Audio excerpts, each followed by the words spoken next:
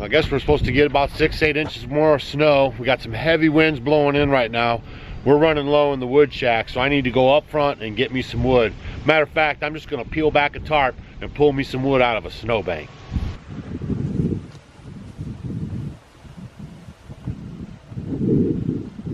This is for my buddy Idaho Hillbilly. If you guys don't watch them on YouTube, they're a hoot.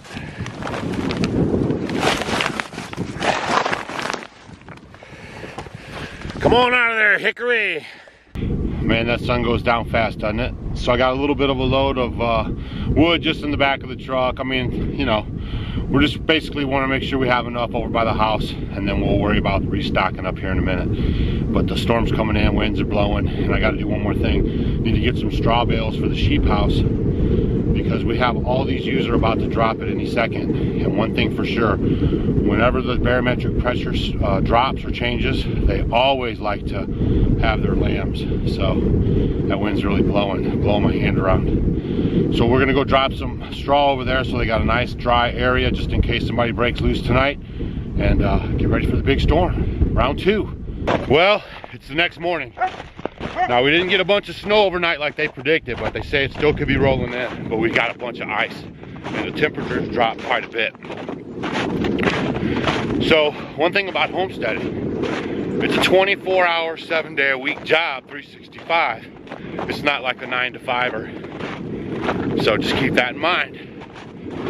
They say it's a simple life, but it takes some elbow grease. The horses won't even follow me right now because that wind is really whipping. And it's a little on the chilly side.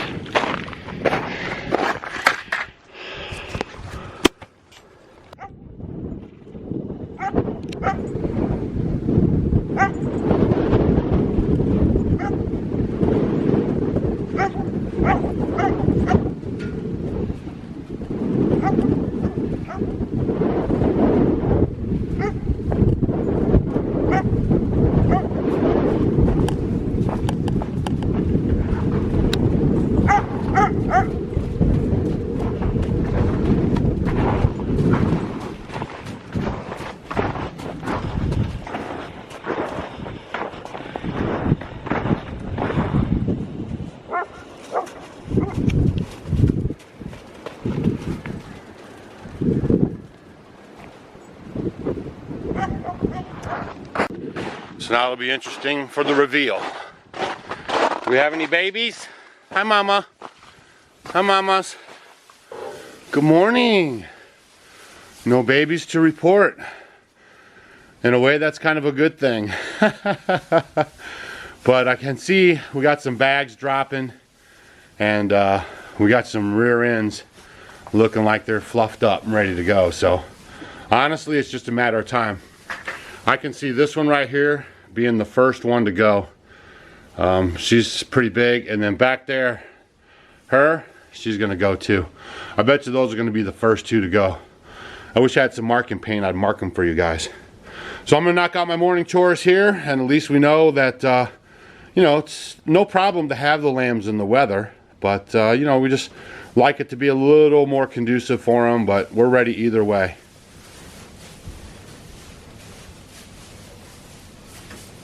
Oh my gosh, whiteout conditions. So now, last night it blew in all that super cold wind. Oh my gosh, like 50 miles, 60 mile an hour all day, all through the night. And now everything is super frozen. And we got a little bit of freezing rain on it too. But I'm going down to check on the ducks. And we've already did the sheep and the horses, and everything's working well. So I didn't want to run you through that routine again. And if you want to see it, you can go check out some of our little house in the big snow series videos, and we give you some good shots of what we do in the morning and some of our chores. And we even had one video where we talked about some of our challenges.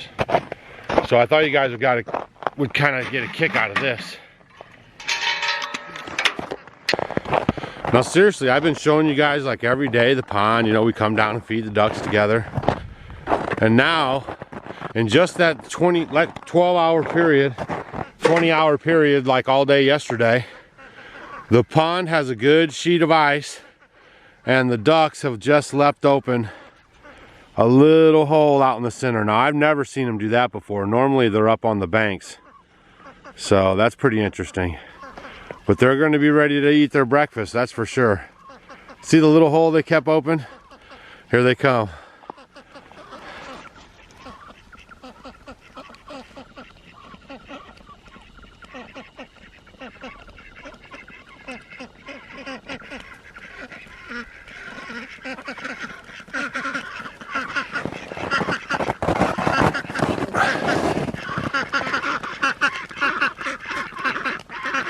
Oh, come on, girl, you can do it.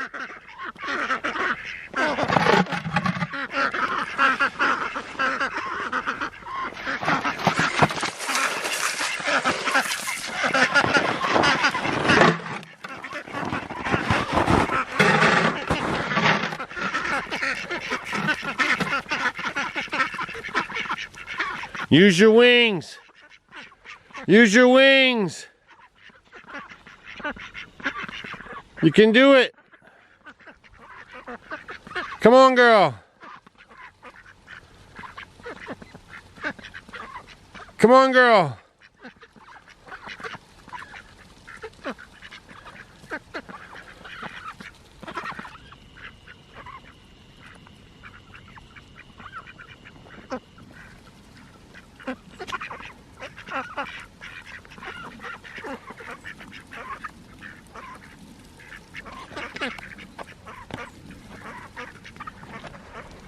Can't help her.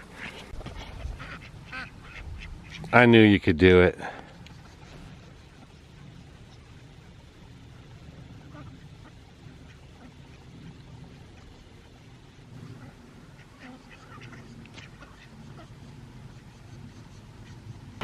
Wow, that was cool. Nature just taught you guys a lesson right here. Don't freak out. Stay calm. Think about the situation. 9 times out of 10, it's going to work out just fine. Ha! Alright, what else we got going on?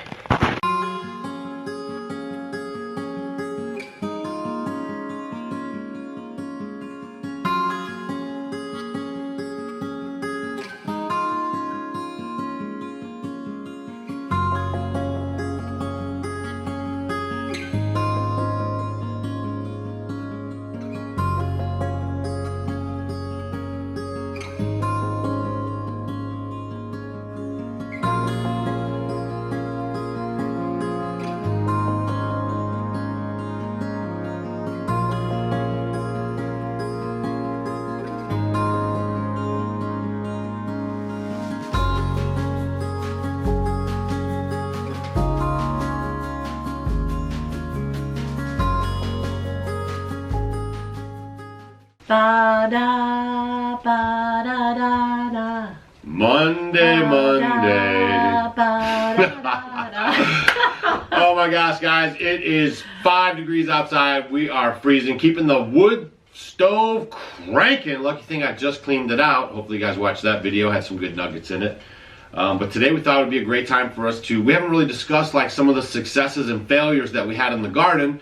So now, that's what we're gonna do. We're dreaming and longing of our garden. Yes, nice. And the melting of the snow. Yes, definitely. We looked at some pictures of the green grass and we were like, oh my gosh. Yeah, I was flipping through a couple of the old videos and I was like, wow, you're gonna be loving that green grass because it looks beautiful. It does, it does. Yeah. Now we just have all white. You need to wear your sunglasses outside.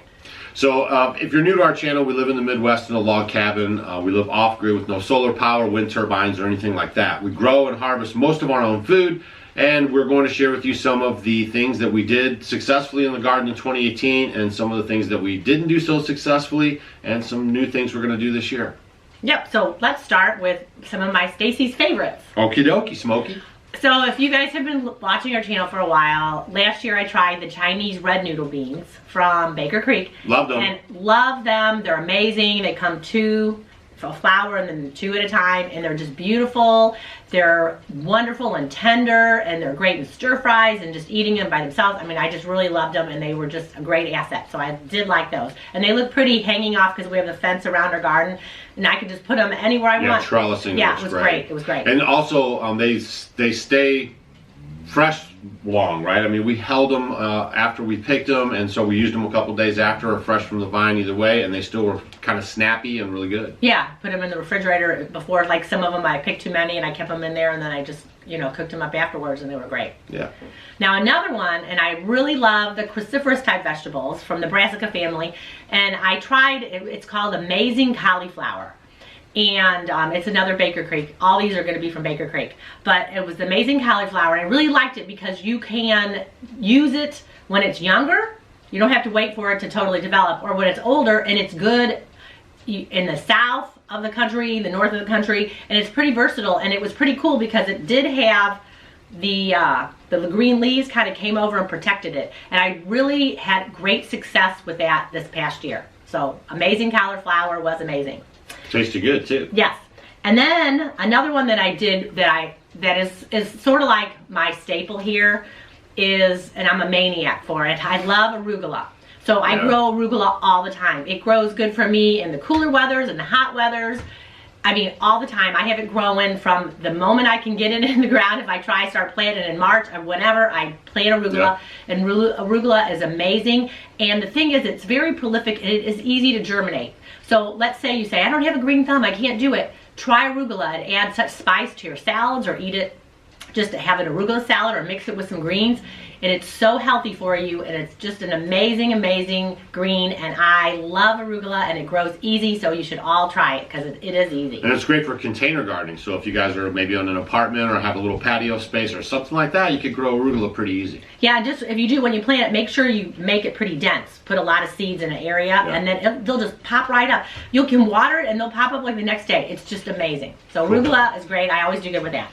The next one I want to talk about is purslane. What are you reading, notes? I'm making sure I don't want to miss them all. I had somebody, he's like, you can't talk about that many things. So purslane. Purslane is one of my favorites. It's a succulent type plant, and a lot of times we do find it, people call it a noxious weed, but it is. We actually did videos about it. We did a video on it. Most people try to kill purslane, but it's actually so good for you. It is the highest in omega-3 fatty acids in the plant family. So if you're a vegan, this is a great way to get it, and it's so good to add into your salads. I just love, and it's just great just to pick off some and eat it, because it kind of has even like a lemony, citrusy type taste, and the leaves are very succulent like, and it's one of my favorites, and it's so high in nutrition. So try that if you haven't tried it. Yeah, it's really good. And it grows really And you might even have it around your yard depending on where you live right now. Right.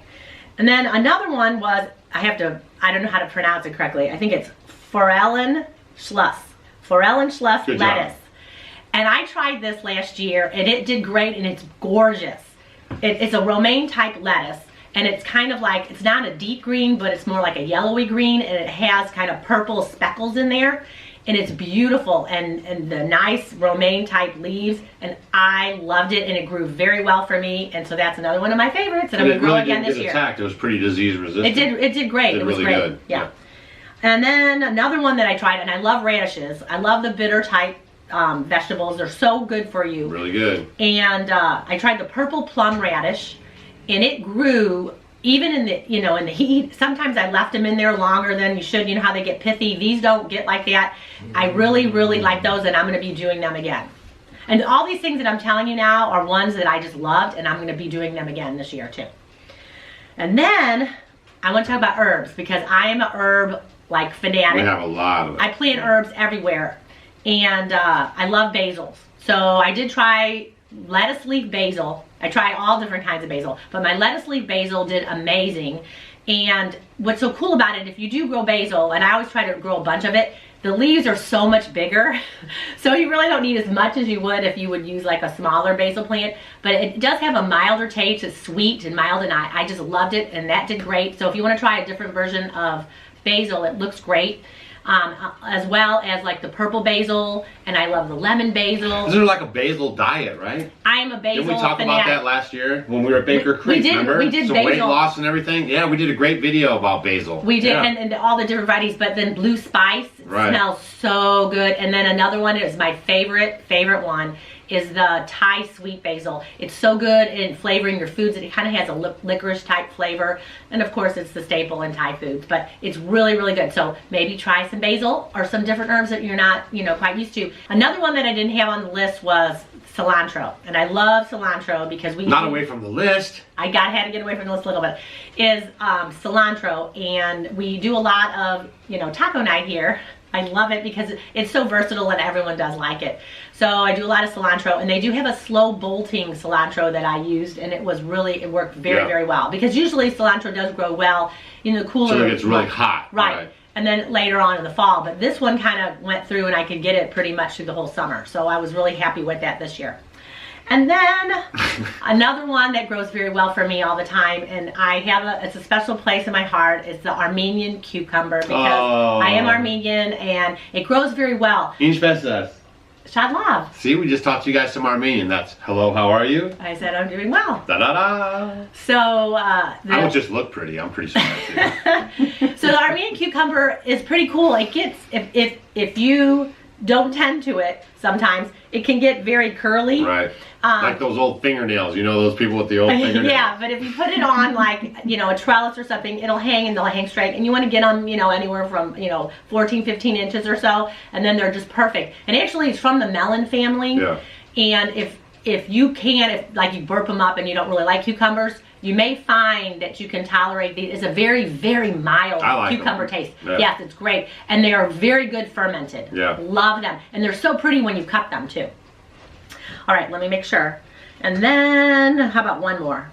And then the last one I did really, really good this year was the Cosmic Purple Carrot. Yeah. I do this one. I had great carrots this year, and I love the way they look.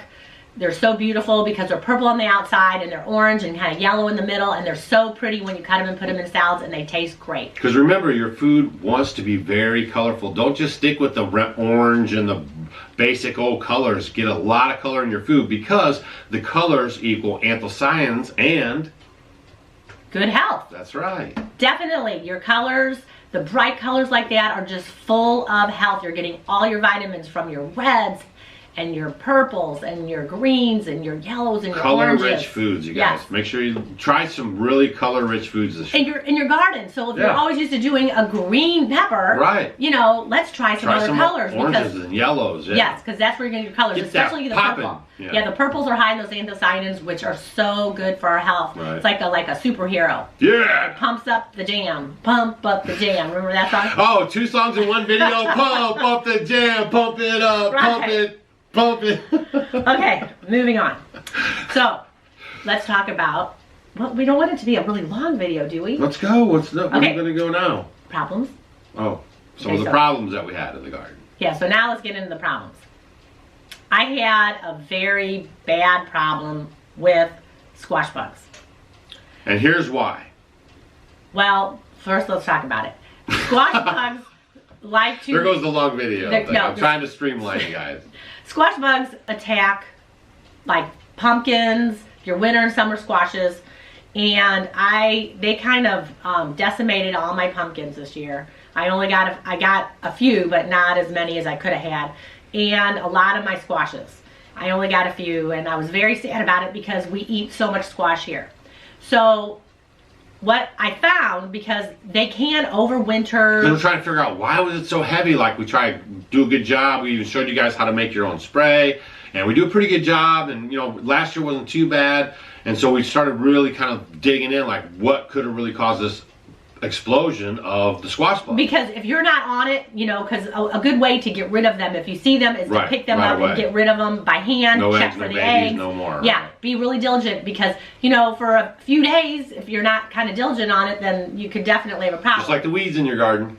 But the big thing is we have a compost pile where I was putting some of the old vines and things in there. Hot nugget coming your way. And that, because they like to hide under leaves and it stays warm in there. Yeah. So he ended up burning that. Well, that's where they came from. We had the extra load, and then through our investigations, we found that could have been a primary cause of it. So we burned the compost pile, which is still great. We get a lot of wood ash and ash in there and still compost up. So that's good, and it killed all the eggs and anything left in there. Right, and so I just need to be very, very diligent and stay on it if I see them immediately. So this year, we're keeping the compost pile out of the garden, kind of far away in a different kind of a spot. And then that way, if there is any squash bugs, they won't be able to transfer so easily. Yeah, and I know a lot of you guys will say, yes, definitely keep the compost pile away. So there's a good tip for you, just in case you didn't know. Yeah, don't put your compost pile close to your garden, because ours is kind of close. Because we had used that for when we did the potatoes. Yeah, right. And we were just going to, but from now on, we don't want it there anymore. Different spot, right. So we really learned from that one. And then the other thing is our Back to Eden garden. This is going to be going on our 3rd year, and it has gotten better. Right. I want to turn it into a perennial type garden, and I'm going to kind of use it like more like nature. So I'm letting things go to seed, a lot of my herbs even, and I'm just letting them go. Right. You know, I want to add some milkweed in there, and I want to go ahead. I put comfrey in there to help with it, because what we had done is when we had dumped all the wood chips in there, there's a lot of areas that are much deeper. We should have only been pretty good about maybe going 4 to 6 inches, you know, with the mulch. Wood chips, yeah. Right. So there's areas that are really good that don't have as many wood chips, and other parts that are a little bit more anaerobic. So I did plant some comfrey. I'm going to put some mullein in there. I mean, I'm just going to kind of let it go and make it into a perennial type area. Right. So it's getting better. We're living and we're learning from that. Our blackberries are doing amazing. And just in case you know, they say Around there. normally Back to Eden gardens are going to take like 3 to 5 years to get them dialed in. So we're pretty much on course. We just thought maybe we were going to get a little bit. You just want it it quick, you know. It's Right. hard sometimes. So yeah. So I think, and then those are the 2 big ones. And then my other one that I did this year is when you plant sweet potatoes. Like I planted them and I alternate my beds. Well, where I put it this last time, my Molokai sweet potatoes, and they're the purple sweet potatoes, the Hawaiian sweet potatoes that are so good. So if you haven't gotten them, definitely try to get them and make some slips. Right. You can order them from Baker Creek, or you can also buy the sweet potatoes if you get Molokai sweet potatoes from the grocery store. Put them in. We have a video on how to start your slips. About it, right. And then you can grow your own slips. But they are very prolific too. They go everywhere. This year they went all over, and they were over my tomatoes and made a big mess. So I have to be very careful where I put them. They were awesome. Yeah, they were awesome. We had some, I mean, no kidding, like we had some that long. Oh, they're so good. And they were like that big around. And they're beautiful. Really, really they look good. fake. Don't make me go get one out of my tub and show you, okay? So they look I got them in my tub right over there. So their Molokais are great. So those, other than that, I mean, I was pretty successful. Just the squash bug kind of annihilated by pumpkins. And then we had that storm. Don't forget that we had that storm and wind damage. We had really hard winds. So I don't know what it is with the wind around here lately, but we've been having it pretty good last year. And now I don't want you guys to forget about your flowers. Yes, for your pollinators. Your pollinators, and also for companion planting for your garden. And you can eat them. Just amazing. So like nasturtiums and marigolds. And another one that I just love are hollyhocks. They're wonderful. Actually, they're the original homesteading flower for your outhouse. Aww. Because they gave your outhouse a little beauty. That's OG. Yeah. So I like hollyhocks. I remember when we first moved here and I was at our Amish neighbor's house and I just would see them around the outhouse and they were so beautiful. I'm like, I want those, I want those. And you know, I try to put them around the chicken coop like a dummy, and the chickens liked them better. Another nugget. Yeah, don't put them around the chicken coop. So I try to find the right place to put them so the chickens don't get them, but they are wonderful. And if you find the right place, they're just beautiful. They come in so many different colors, and I just really like them. But the flower that I'm going to add this year to our garden, and it's a vining type flower, and we did a video on this, and we had gone to Baker Creek last year. It's the butterfly pea, and it's new and it's in the catalog right now, and it is a flower that's very sweet tasting and it tastes amazing. So I like to add a lot of edible flowers as well. We use the nasturtiums a lot, but I like to add the edible flowers to our salads. Mm-hmm. And they're wonderful. But the other thing that's amazing about the butterfly pea is that it can color your food. Yeah. So you can have... We actually did a video about that. Yeah, the sticky rice is a beautiful blue color. Or for kids, how cool is it to make lemonade in different colors, blues? And if you add a little lemon or something, it actually changes the color. Yeah, it turns pink. Super cool. Yeah, so that's pretty neat. So I'm going to do the butterfly pea. So just think about adding more flowers into your actual garden. Right. And that's great, like she said, for companion planting because it helps fight off insects and disease. just guys, you know, our thing is, and it's just our thing, but we suggest it to you to make your garden very colorful and lively, right? We really enjoy the colors. We enjoy all the fragrances of the herbs, everything like that. It's totally beneficial if you add flowers in at the base of some of those plants. For sure. For companion plants. Definitely, definitely. I'm gonna tell you some things that I'm excited to try. Okay, because the sun's going down, yeah, so we gotta get on it. So I was... These real-time videos. There is a squash that it's a summer squash, but it also can be used as a winter squash. Ooh, so that's cool. How does that work? And it's a vine, and it's an Italian heirloom, and it's called Zucchino Rampiacante. Ooh, it sounds very Spanish. And I'm really excited to try it. So it should be Where's pretty it from? Italy. Italy. Yeah, yeah. Oh, I so, said Spanish. It's Italian. No, it's an Italian heirloom. So I'm excited to try that one. And then there's the Chinese red meat radish. A lot of times they call it the watermelon radish because it looks just like a watermelon. It is gorgeous, gorgeous, and I just love them to death. So I'm going to try those because I plant tons of radishes, and that's going to be my other favorite one, I think. I like that one. I'm going to talk about tomatillos. A tomatilla. You know, when you go to a restaurant, I know a lot of people are like, what's a tomatilla? And I know a lot of people know what a tomatilla is, but when you go and get like your salsa verde, the green salsa, that's generally made from, you know, it's made from a tomatilla, and it's from a green one. But you can get them in different varieties. You can get them in purples and yellows, and they're really cool. They're a little more cold tolerant, and they're very prolific. And so it's a good spring, summer, and then fall, winter. Yeah, and they grow, and you get tons of them, and you can make all your sauces and salsas with this. That's so if you want to try something a little different, more variety. there you go. There you go. And I did very well with my tomatillas this past year too.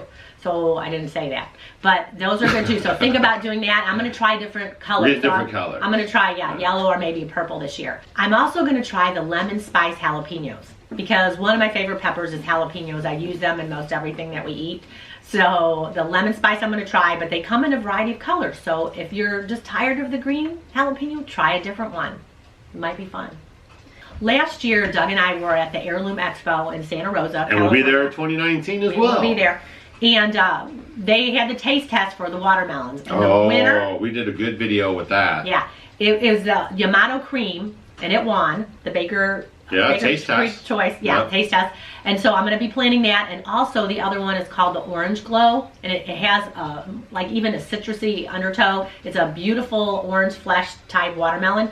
So I'm excited to try those too. Good. So we got a lot of new things we're going to be trying for 2019. We get 99.999% of our seeds from rareseeds.com, Baker Creek Seed Company. They're great friends of ours, friends of the Homestead. We go to their conferences. As a matter of fact, we'll be there in the first Sunday and Monday in May of 2019, along with a lot of other folks talking about food and growing food and heirloom seeds. And it's like a really good shindig down in the Ozarks of Missouri. It is a great shindig. So if you guys want to check that out, go to rareseeds.com and you can see if maybe your calendar can fit that in. So we're glad you guys checked out the video. Hopefully you got some tips. Yeah, and tricks too. Yeah, and hopefully you guys are looking through and picking your seeds, planting your garden, and trying something new. And get more herbs if you don't have any herbs. And the sun's going down on us, so we're out of here. Thanks for watching as always. Don't let the sun go down on me. Although I search myself, it's always someone else I see. Who sang that? Oh, and we're here. Before you guys go, here's our setup. We're using a solar light that TJ got us, and we pinned it onto the rafter on the ceiling just so we could show you that video. See you guys. Hey guys, before you get out of here, and since we're talking about gardening, we're giving away 10 garden planters from Clyde. Our buddy Clyde, the garden planter guy, is graciously gave us 10 of these to give away, and we also want to talk about them for a quick second. Basically what they do is you zone into your zone, and it'll tell you when you should start your seeds, when you plant them in the ground, when you harvest them, and if you plant X amount of seeds, how much yield you should potentially expect from that planting. Super cool, and remember, people don't plan to fail. They fail to plan. So if you guys want to get your Clyde's garden planter, I'm going to leave a link down below for you. And if you put in the coupon code OFFGRID at checkout, you'll get a special added bonus. So don't forget that. These things are only like $5. So helps out a local guy in Missouri who was really smart and came up with this super good planter. And it also helps you stay on top of your garden and gardening. So, and they make great gifts too. So if you have some friends, you can get a couple of them and then give them away as spring gifts for your friends. So check that out. But if you want to get one through the contest giveaway and have a chance, we're giving away 10 of them through all of our social media. All you have to do is leave a comment down below, and you just have to say, I love a good planner. We thank you guys again for watching our video, and yeah, go check these out. We'll leave the link down below.